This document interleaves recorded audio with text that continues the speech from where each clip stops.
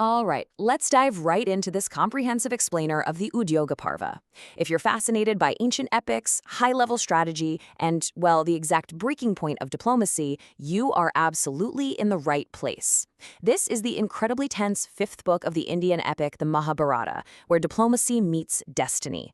We're standing right on the precipice of the devastating Kurukshetra war, exploring the frantic final attempts to save a completely fractured kingdom.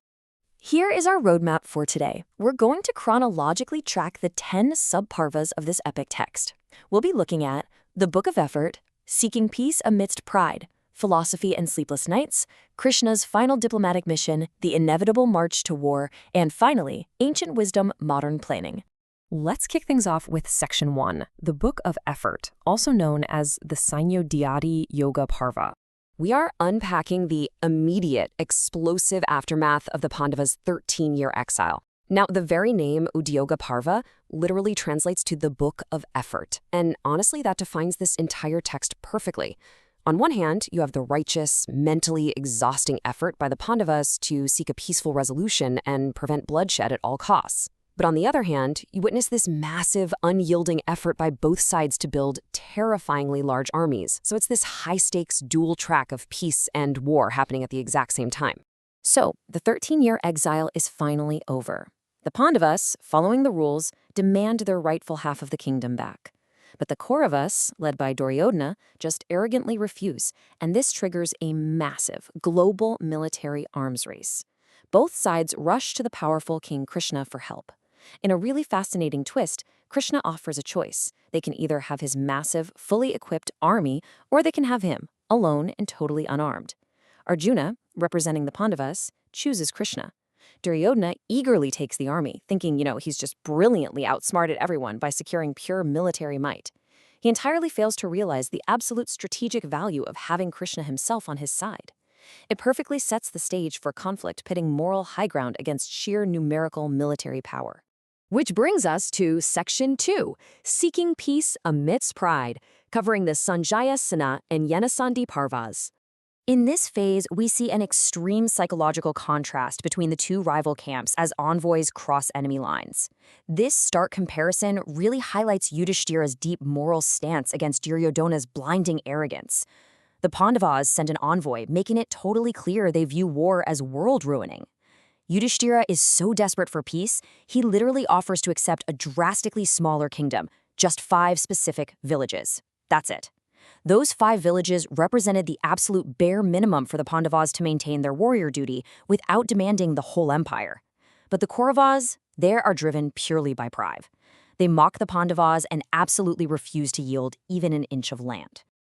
Then, the blind king Dhritarashtra sends his own envoy, Sanjaya, to the Pandavas.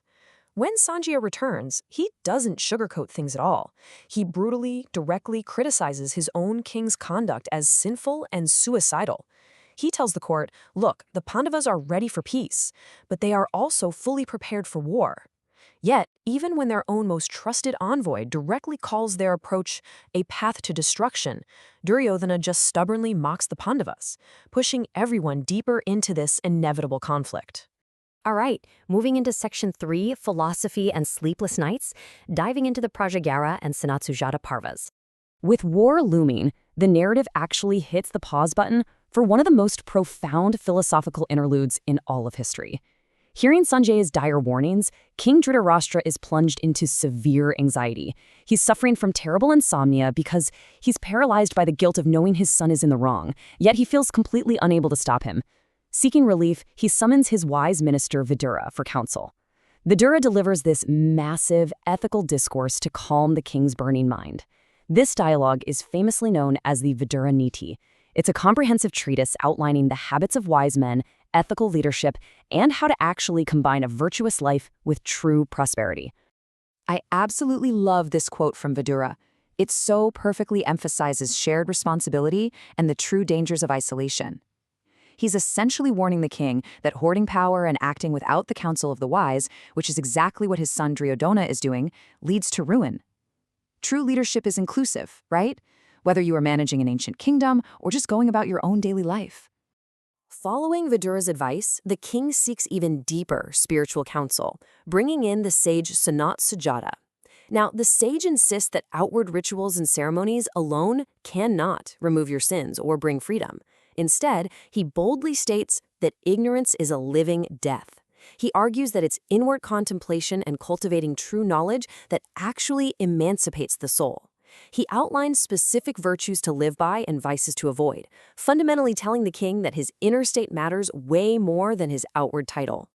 Okay, on to Section 4, Krishna's final diplomatic mission in the Bhagavat-Yanana Parva. We have now reached the absolute climax of the diplomatic effort. The Udyoga Parva actually acts as a highly structured ancient manual on diplomacy. It categorizes 4 types of envoys. You have the basic messenger who just repeats words, going all the way up to the Duta Pranidhi, a fully empowered ambassador with absolute discretion to negotiate, threaten, or concede. And Krishna arrives at the Kaurava court, acting as this highest level of ambassador, wielding immense diplomatic power. Krishna's mission here is incredibly dramatic. He arrives and passionately proposes peace, pointing out the Kurus' cowardice and the Pandavas' undeniable prowess. But Duryodhana is so blinded by his own folly, he actually tries to arrest Krishna. It's wild. Krishna just laughs at this futile attempt. He reveals his terrifying, awe-inspiring divine form, the Vishwarupa, literally blinding the court with his universal power, before just walking right out. And the mission ends with a truly heartbreaking private conversation. Krishna reveals to the great warrior Karna that he is actually the biological eldest brother of the Pandavas. Krishna urges him to switch sides and become king. But Karna, bound by loyalty to his adoptive parents and his friend Duryodhana, refuses. The profound tragedy here is that Karna makes this choice knowing full well he is siding with unrighteousness and likely walking toward his own death, simply out of a misplaced sense of gratitude. And that brings us to Section 5, the inevitable march to war, covering the final 4 sub-parvas. With diplomacy utterly exhausted, Krishna returns to the Pandavas. We now enter the dark reality detailing the terrifying march to the battlefield of Kurukshetra. The sheer, staggering scale of the conflict is revealed. The Kauravas have amassed 11 massive army battalions, known as Akshahunis. The Pandavas, despite their moral superiority, only have 7. Both sides appoint their commanders. The great elder Bhishma leads the Kauravas, which is just a profound tragedy. He's forced to fight for a side he knows is morally wrong. He clearly states his deep affection for the Pandavas, vowing to kill 10,000 common warriors a day, but absolutely refusing to actively target the Pandava brothers themselves. As the armies array against each other, the narrative shows us that ancient warfare wasn't just about swords and arrows. Duryodhana sends a messenger named Ulaka directly into the Pandava camp to deliver incredibly harsh, personalized insults to every major commander. This was deeply calculated psychological warfare. It was ancient trash talk, attempting to enrage the Pandavas and make them fight recklessly before a single arrow was even fired. But the psychological warfare isn't just directed at the enemy. Severe infighting erupts within the Kaurava camp itself. The commander Bhishma is asked to rank the warriors. He ranks champions like Arjuna as supreme bowmen, but deliberately ranks their own greatest asset, Karna, as a mere half-charioteer. This deeply insults Karna, who vows in total anger not to fight a single day until Bhishma falls in battle. It's a calculated move by Bhishma to sow discord in his own ranks, and it perfectly highlights the extreme pettiness and fractured nature of the Kaurava camp compared to the unified front of the Pandavas. It shows exactly why those 11 versus 7 numbers don't tell the whole story. The generals then start estimating how many days it will actually take them to annihilate the Pandava army. Bhishma says a month. Ashwatthama says 10 days. But showcasing immense overconfidence, Karna boasts he can wipe out the entire opposition in just 5 days. Bhishma openly mocks him for this. And with all this tension bubbling over, the armies march to the battlefront. The effort for peace is officially dead. Finally, Section 6. Ancient Wisdom, Modern Planning.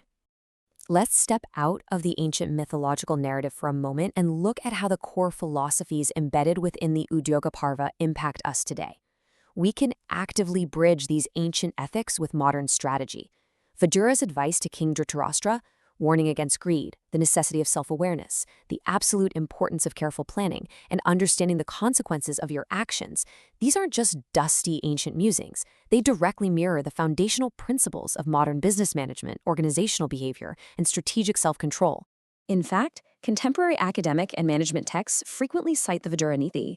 We see it used as a historical bedrock for teaching effective contingency planning, ethical leadership, and conflict resolution. It proves that human nature, our pride, our anxieties, our fundamental need for collaborative strategy, hasn't really changed in thousands of years. This is a living, breathing framework that is still being taught in universities today. I want to end this explainer with a haunting question for you to ponder. King Dhritarashtra had the wisest counselors in the entire world.